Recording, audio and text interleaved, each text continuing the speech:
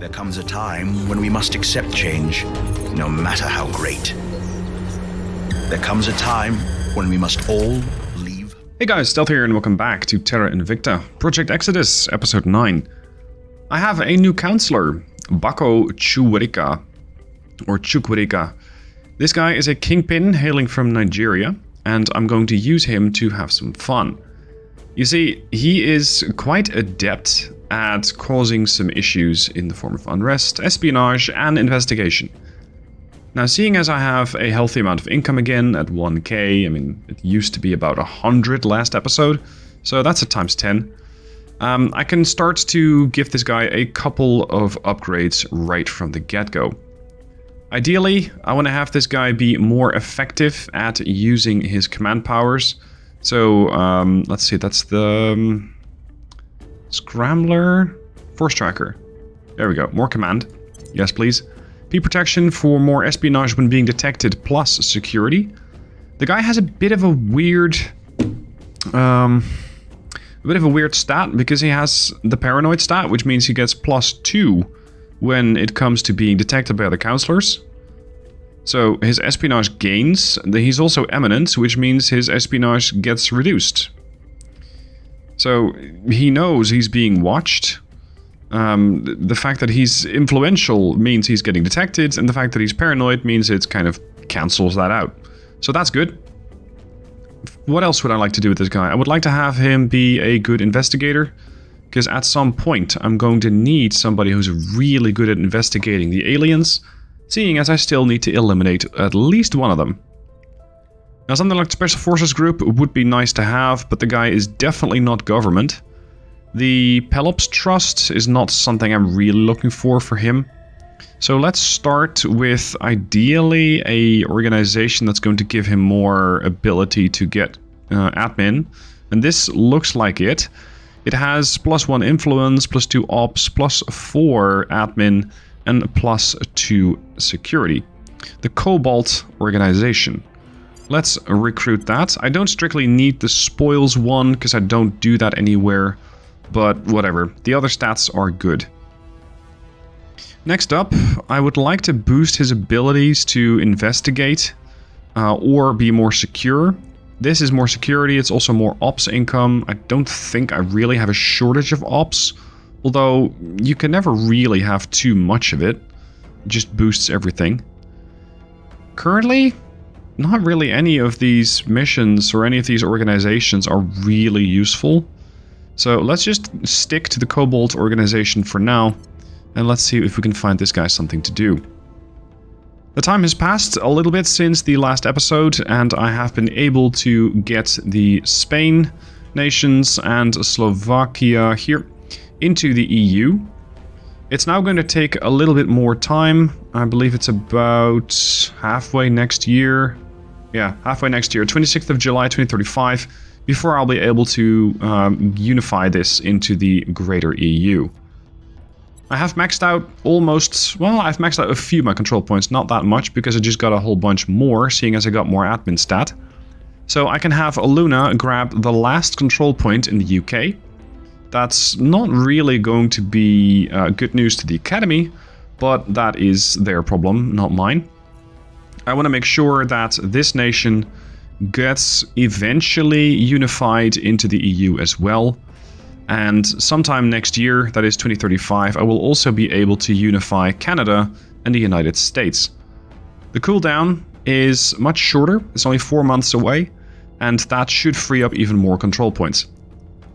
In the meanwhile, we have Guatemala over here, still building up their own army. They are being counseled by Majid. So this guy is going to be boosting the output of investment points, but, well, it's only 5. It's really not going to be that much. You can definitely make the case that building out this whole block of Guatemala, Honduras, Nicaragua, El Salvador, it's not really going to be beneficial, and you'd be right. But I think it's a nice hobby. And I think it's an interesting project to see how much of terrain I can start grabbing around here. Something that has me a little concerned is that more and more alien ships are starting to appear in orbit of Earth. The aliens are definitely ramping up to something. Sometimes they crash. Sometimes they don't. But look at this. There's a battle cruiser in orbit of Earth here. And I'm not particularly happy to see it. Because this is probably going to mean bad news. Interestingly, it has been in conflict. And it's expended quite a bit of its ammunition. It still has a lot of mag battery left. But beyond that, not that much. Its alien mag cannon's almost empty. But of course it still has a laser cannon. So it's not like this is going to be an easy kill. Especially seeing as I don't have a fleet. Nor am I strictly plotting on getting a fleet anytime soon. I don't think I need it, and I fully agree with what Perun said. A fleet is generally only costing you money. I didn't know Algeria had nukes. It's generally only costing you money.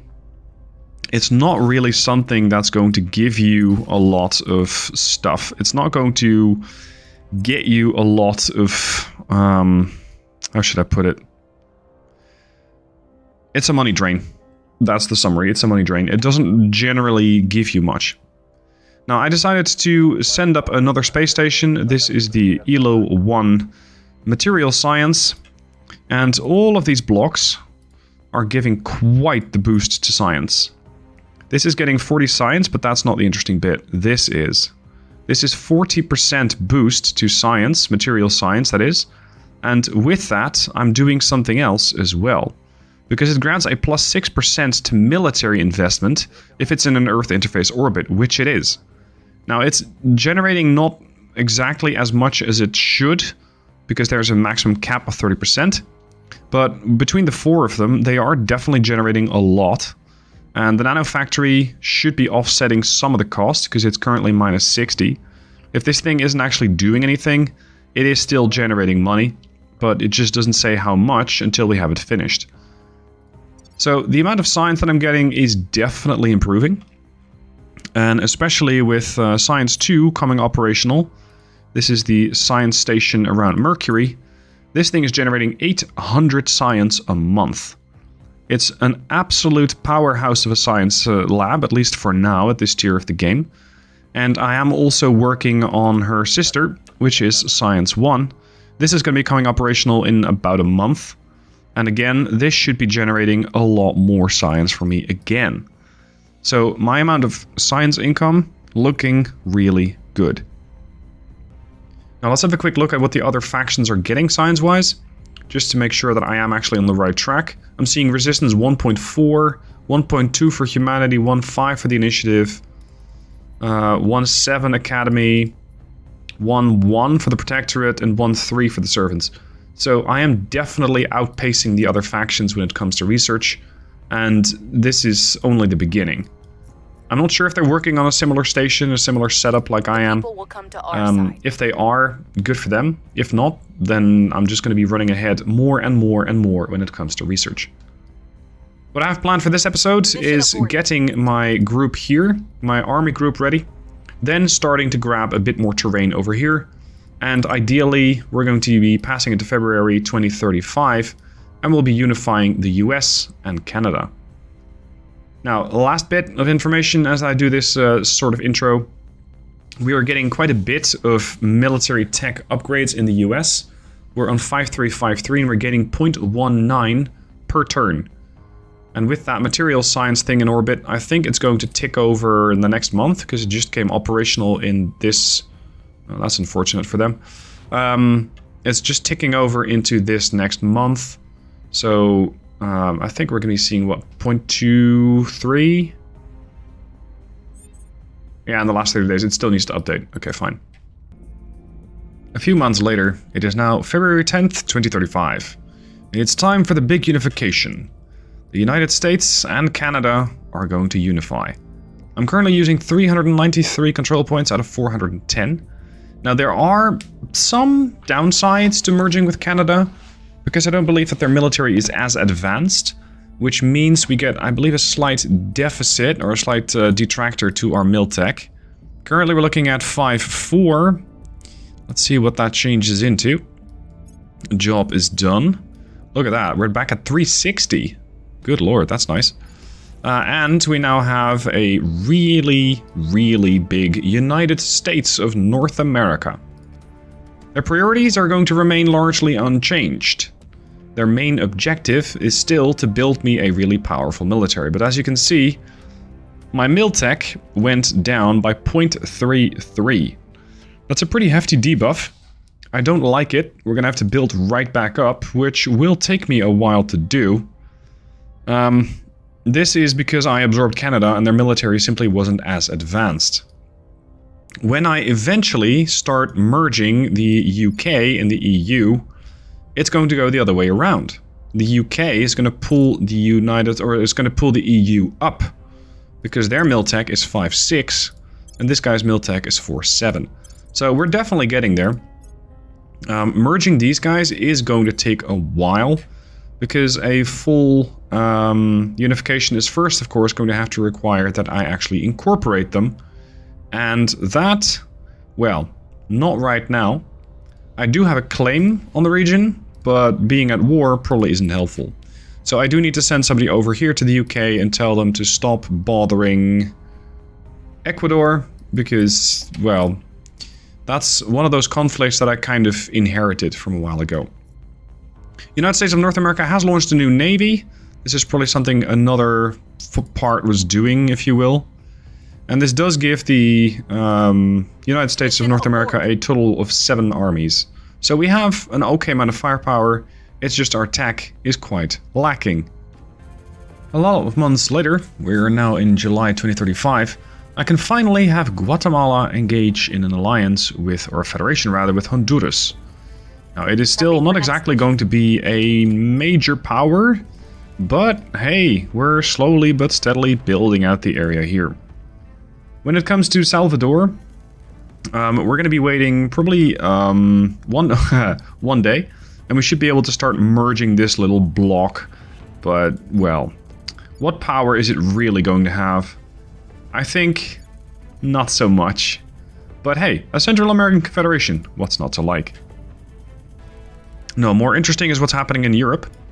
I have taken the Benelux, I have full control over the UK. And as I'm building out my control over the areas here, I'm waiting to merge more and more nations. I can still, and I might very well, federate them with the United States of America. This would mean I have one massive nation, because it would be the entire EU, which is still going to be growing as Spain eventually joins, the Benelux joins, the UK joins back in, Slovakia is going to join. It would also be the United States of North America. So it would be a massive nation. Now, I'm a bit of two minds, but I'm going to do it anyway. I'm going to merge these guys together because I think it is going to be interesting. And whereas you can argue, yes, but it's Terra Invicta, you need to always optimize stuff. Maybe, but I think it is going to be also fun.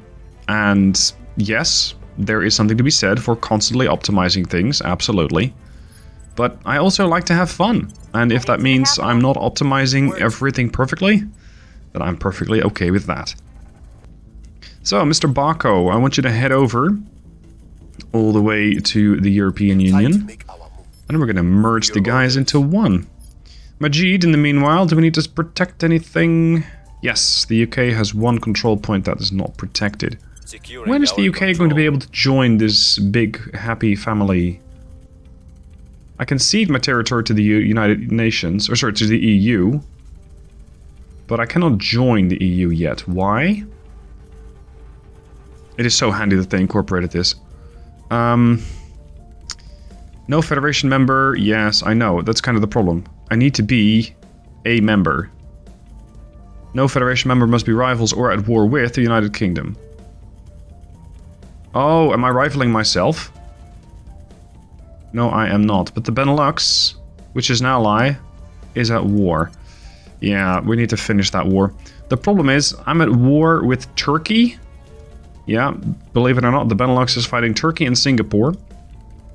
I've already proposed to Turkey, like, hey, can we just all get along? And they said, no, we cannot. They don't have nukes, so Nah, I could just drive in with the army, but the Benelux only has one.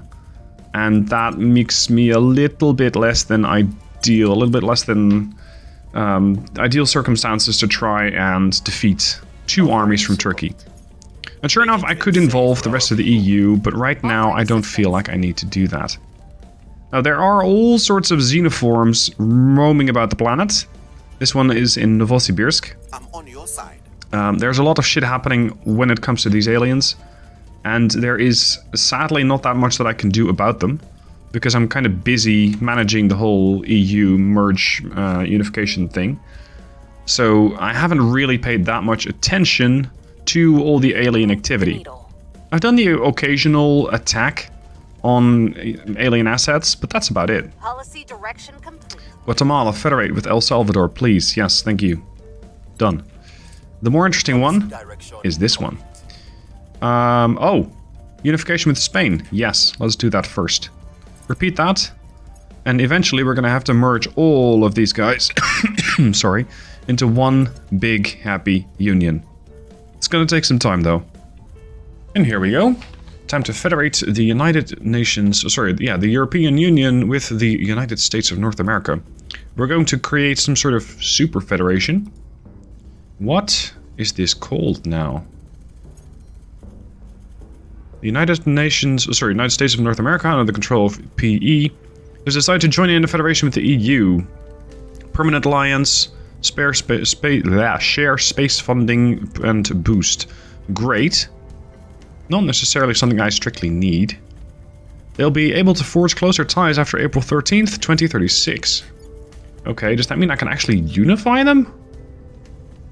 That would be hilarious. Could I turn them into one massive nation? Unification. Wow. European Union has a claim on the United States of America. Yeah, I don't think I do. I don't think I do. I don't think I'm going to get that either. Anyway, that's a nice upgrade. Sharing some more boost, sharing some more space program. Time to get these guys more developed as well. In the background, I've been researching quite a bit, seeing as I now have a monthly 4.6k research points. And with that, I'm working on rapid shipbuilding, advances in shipbuilding technology as general as weapons, batteries, drives, everything. I'm going to try to start building building ships capable of taking down the aliens. Will take me some time, that's fine. It is going to be a project that'll have to happen, well, it's going to have to happen rather soon, I'm afraid, because there are increasing amounts of alien ships arriving, and none of them look particularly friendly. So if I'm going to do it, I'm going to make sure that it has to happen rather sooner rather than later, because I'm kind of worried that we're going to get attacked. There is likely to be an alien landing somewhere. And while I control both the EU and the US, I'm still only stuck at the robotics age. It's 5.25, so I'm kind of back at where I started at the start of the episode.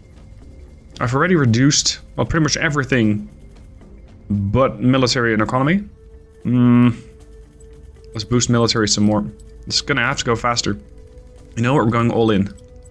It's not great for my economy, it's not great for welfare or unity. Fuck it. We need to go floor it. We need to get all the military tech I can possibly get.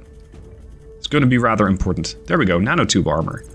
It's one of the missing parts, because I was already silently working on a ship. And nano armor, definitely a step up from the stuff that I had available. So let's start prepping these. The ship that I'm working on is a bit of a general purpose warship. Doesn't do anything specifically well, except, ideally, in numbers, take down enemy ships. So to that end, I have 2 point defense laser turrets. I picked these over the other weapon system that I have, the point defense particle beam, because it does seem that these take a second longer to cool down. This is 4 seconds, and these lasers is only 3 seconds. Whether that means that they're actually better, I'm not sure. Anyway, I can now also set up a power plant, which I have picked the Molten Core Fission Reactor 1. And as for drives, well, I cannot use most of these.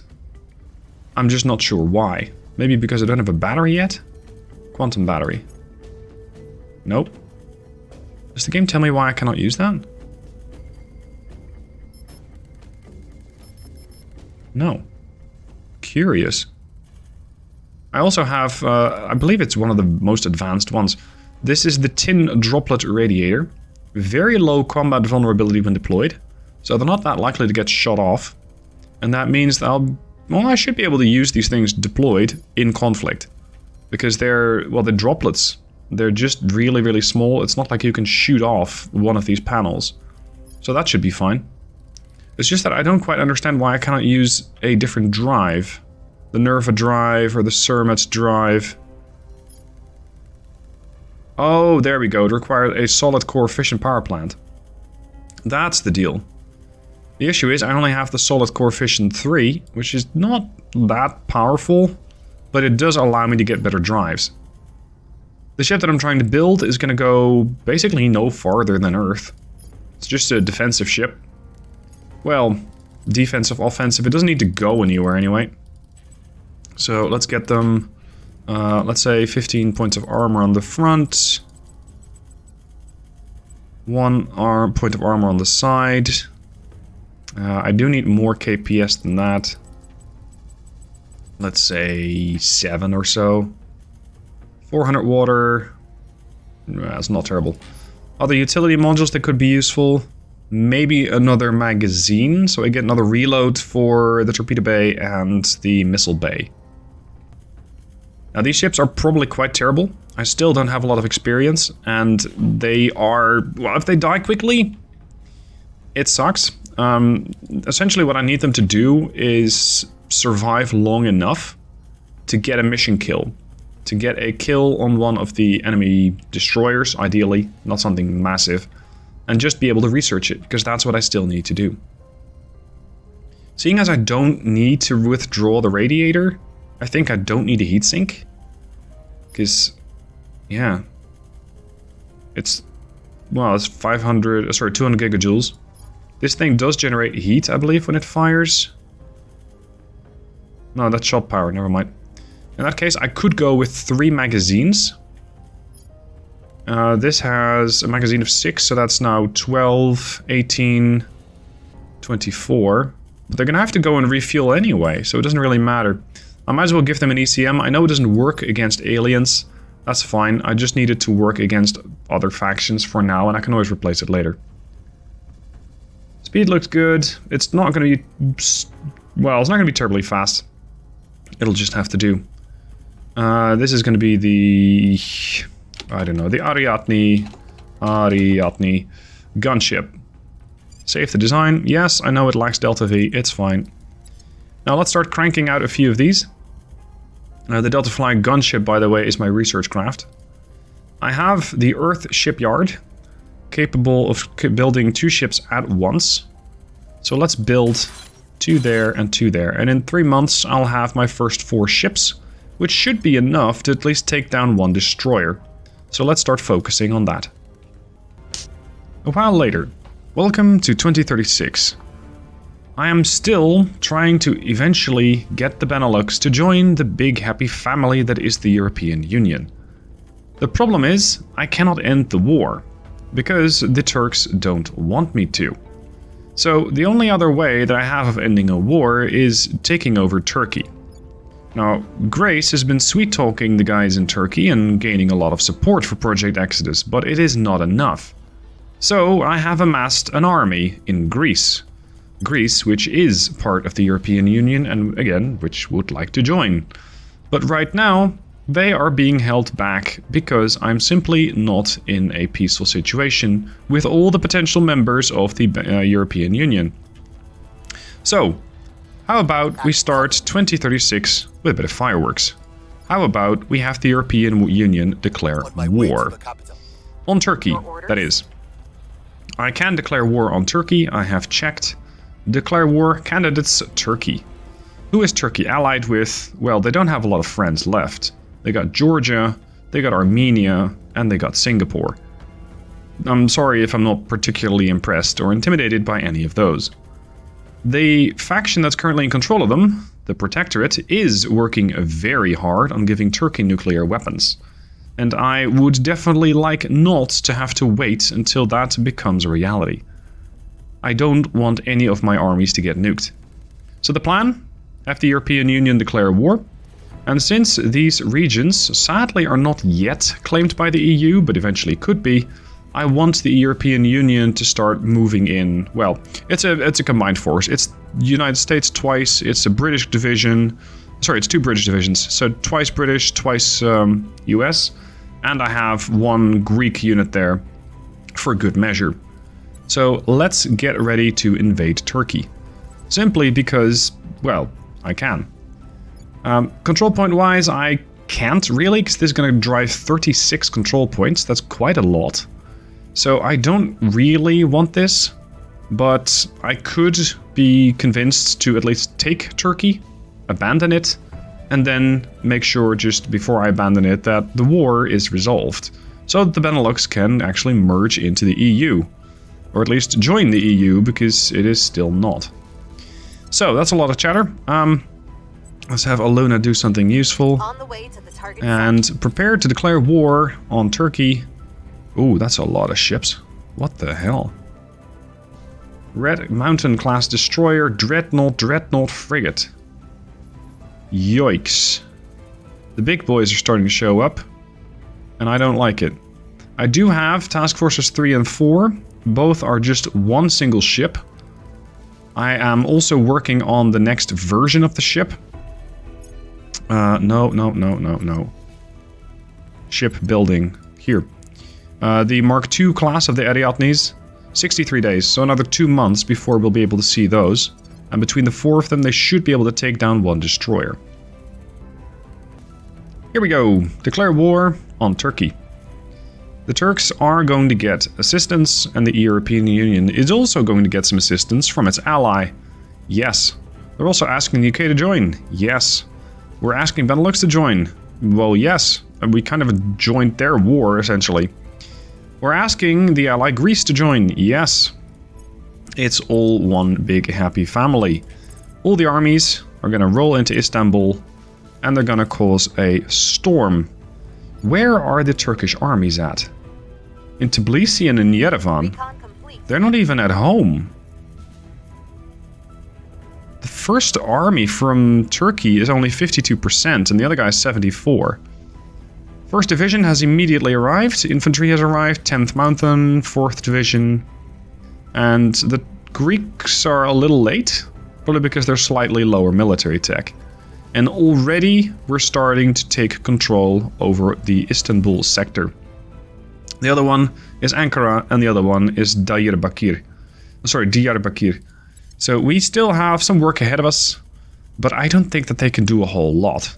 So let's implement some policy change, shall we? As I am taking over control of Turkey, it seems that we have a problem. The aliens have appeared to have moved to the next stage of their plan of Earth. This is no midnight visitation or surreptitious abduction. This is an open declaration that they are here and that they are powerful. We believe that they're preparing to deploy an army of alien war machines. Our visitors, having dispensed with all attempts at subterfuge and arriving on Earth en masse, in plain sight and conspicuously well armed.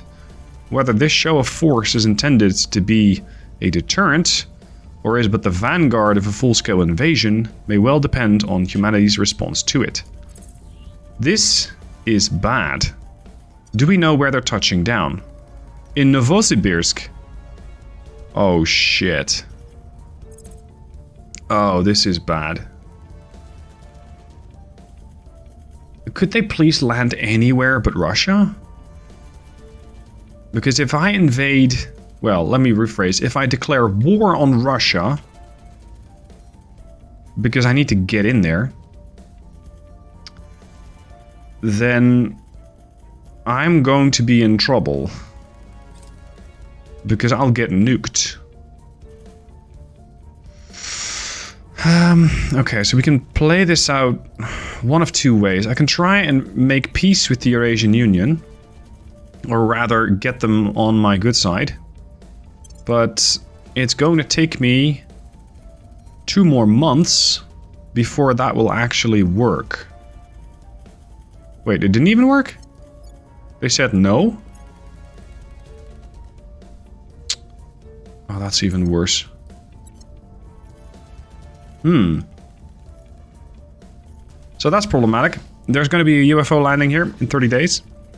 And the only way that I can go about trying to deal something with it, or trying to somehow counteract that landing, is to declare war on a nuclear power. The biggest power on the eastern side. Well, arguably that's China under servant control. I'm not sure why they didn't land there. You'd think they'd be throwing parades for the aliens, much more so than the one protectorate control point here. Oh, this is problematic. This is going to make the game a lot more difficult and a lot more interesting. I don't really know how to fix this situation.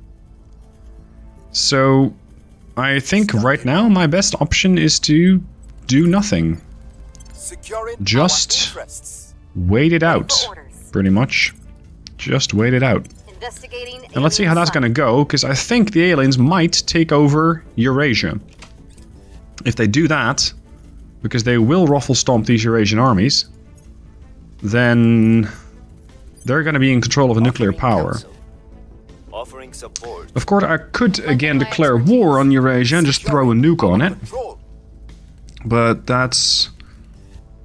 well... you know, it's not really polite to nuke another nuclear power, and I don't know what the other faction's going to do. Public sentiment is Humanity First probably isn't my biggest fan. Oh, sorry, that's not Humanity First, that's the executive. What?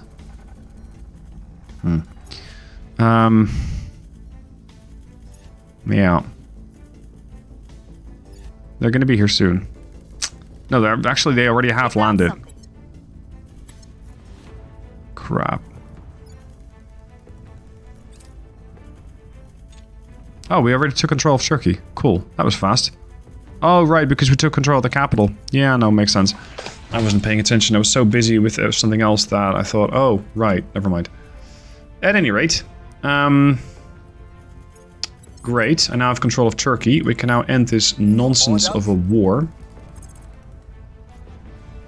Yes, yes, fine.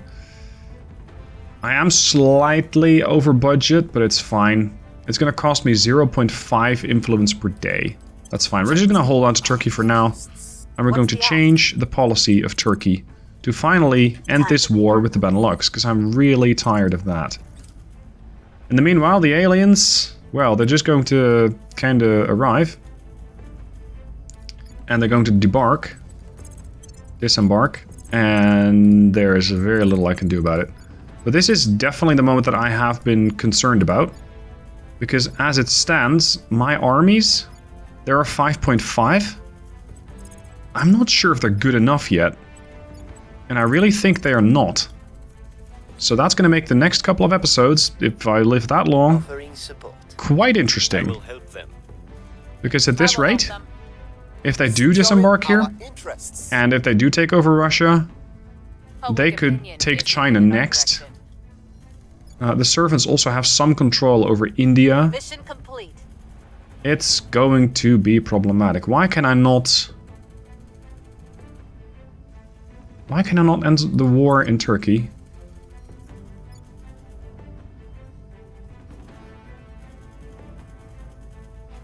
Because I'm not at war with Turkey.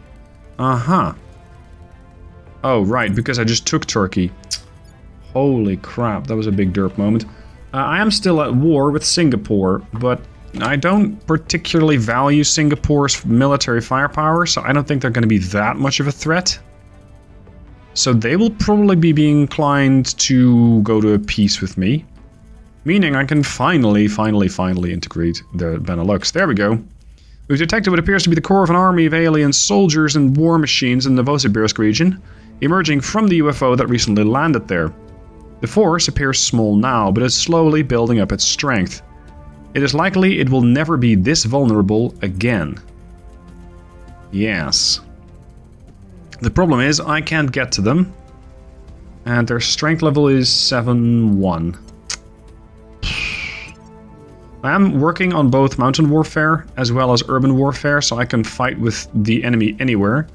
And this is going to give me a combat bonus. So it's going to at least help somewhat, but this is problematic. Really, really problematic. At least I'm building out the US military very quickly. 0.41 in the last 30 days. Because I'm throwing everything that the US has into the military. But whether it'll be enough, that remains to be seen. Hope you guys enjoyed the episode. Let me know what your thoughts are. And I'll see you next week for the next episode. See you then.